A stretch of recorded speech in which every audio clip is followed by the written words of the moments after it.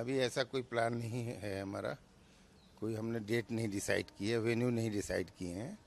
In principle ये बात है कि जहाँ भी ज़रूरत होगी और अगर प्रोटेस्ट से रोका जाएगा तो हम प्रोटेस्ट करेंगे।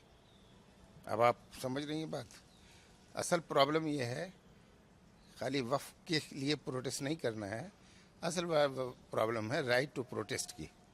अगर हमें ये दिख रहा है कि ये हमारा राइट छीन रहा है, तो फिर तो सबके ऊपर प्रोटेस्ट करना ड्यूटी उसकी बन जाती है।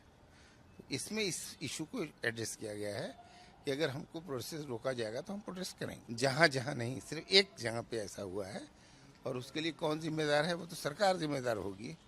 कहीं पे भी अगर प्रोटेस्ट होता है तो सरकार की जिम्मेदारी बनती है ना कि उसको पीसफुल रखे। और जो है उसके लिए खाली जब तक के अगर आप किसी को पकड़ते हैं, उस पर चार्ज लगाते हैं, उसकी इन्वेस्टिगेशन करते हैं, ट्राई करते हैं, तो जो भी अक्यूज़ होता है उसको सज़ा मिलती है।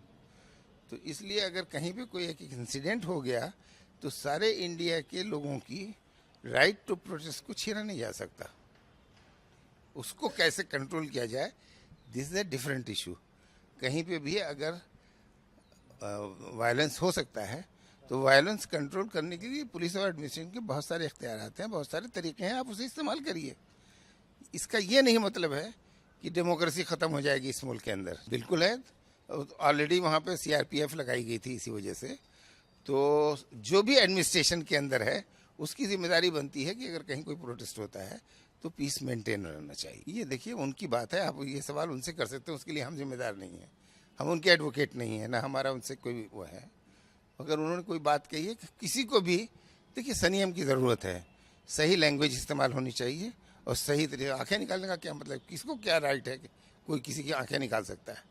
ये बात तो अगर उन्होंने कही है तो गलत कही हो सकता है, नहीं भी कही है तो मैं इसकी पर कैसे टिप्पणी दे सकता हूँ।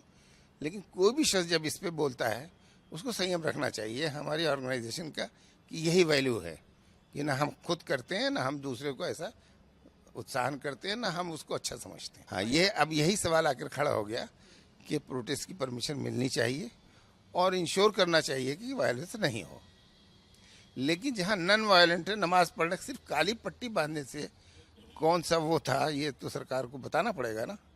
तो सिर्फ काली पट्टी बांधने की वजह से आप एफआईआर कर दें और उसको अरेस्ट कर लें और उसका बुलडोजर ले जाकर करें, ये गलत है। नहीं, देखिए जो दिल्ली की जो 123 प्रॉपर्टी है उसमें, लेकिन ये प्रॉपर्टी जो आप जहाँ पे हैं ये हमें गवर्नमेंट ने अलॉट करी हुई है, तो इसमें हम ऐसा कोई वो नहीं समझते हैं। ये तो डिस्प्यूट था कि वक्फ की है कि गवर्नमेंट लैंड, पहले से ये चला आ रहा है, लेकिन हमको वक्फ ने नहीं दिया है, हमको गवर्नमेंट ऑफ इंडिया ने लीज करके दिया है। हमें 100 साल की हमारी लीज हुई है, उसके ऊपर प्रेसिडेंट ऑफ इंडिया ने